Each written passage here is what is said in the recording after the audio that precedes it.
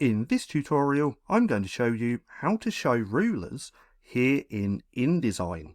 Now, this is actually pretty easy to do. Now, if we look here, we do not have the rulers or the guides.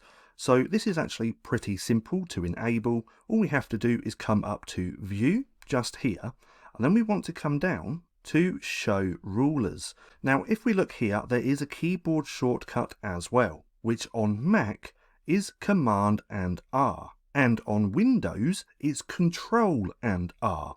Now I'm on Mac, so that's what we're going to use in a second, but if I click on Show Rulers, we now have them here. Now we can also use the guides as well by clicking onto the ruler and simply dragging down. Now what we can also do is drag down, pull to the side, and then we're going to get these guidelines on the outside of the design as well.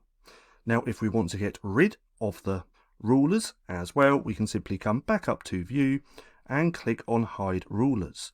Now we can also use that shortcut as well. So I'm on Mac, so if I do Command and R, it suddenly pops up like that, and if I press it again, it's going to disappear. But nonetheless, that's just how simple it is to use rulers here in InDesign. Now, if you found this video helpful at all, then please consider giving me a like, as it really helps out the channel. And if you're not too sure what to watch next, click right here and watch this playlist.